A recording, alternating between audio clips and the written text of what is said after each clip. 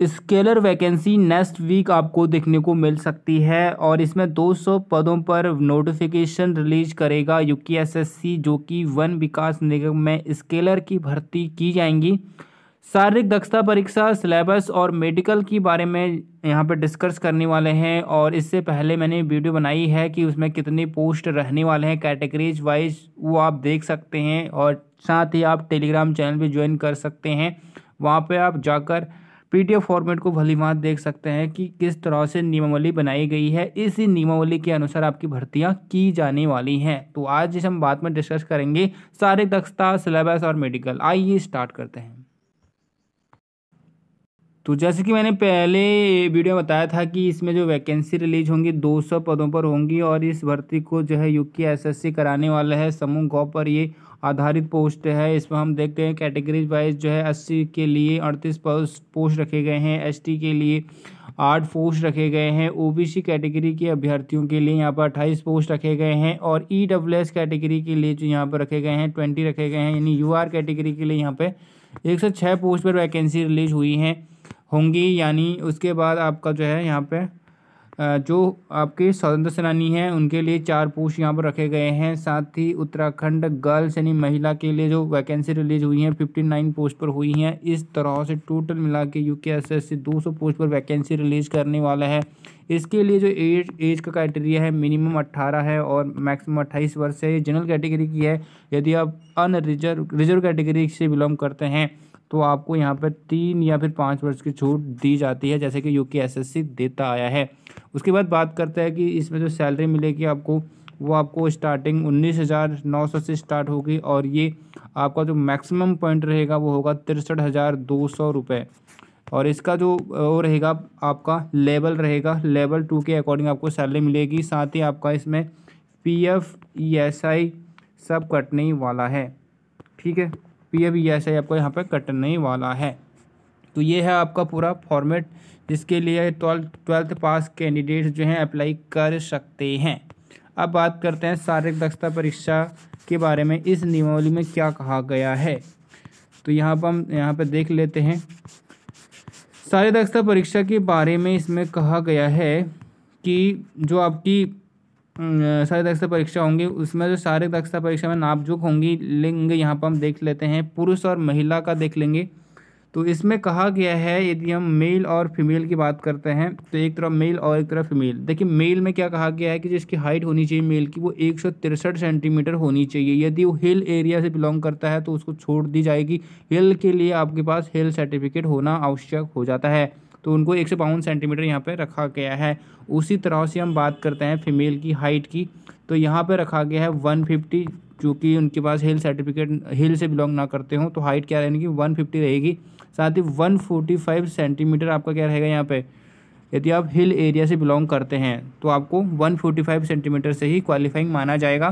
साथ ही यहाँ पर हम चेस्ट की बात करते हैं तो चेस्ट के लिए कोई मेजरिंग नहीं बताई गई है। इतना कहा गया है कि जो आपका चेस्ट एक्सपेंशन होना चाहिए वो 5 सेंटीमीटर तक होना चाहिए। जैसे कि आप यहाँ पर देख सकते हैं कि सीना फुलाने पर जो है 5 सेंटीमीटर आपका क्या होना चाहिए, विस्तार होना चाहिए। पर्वतीय क्षेत्र में उन अभ्यर्थियों को रखा जाएगा जो यहाँ पर मेंशन किए गए हैं। ठीक है, तो इस तरह से यहाँ पे आपका क्या रहेगा, शारीरिक मापजोख रहने वाली है। अभी शारीरिक दक्षता परीक्षा में कोई भी इमेज यहाँ पे बताया नहीं गया है। जैसे ही भर्ती रिलीज होगी उसमें डिटेल यदि बताया जाता है तो आपको मैं डिटेल बता दूंगा।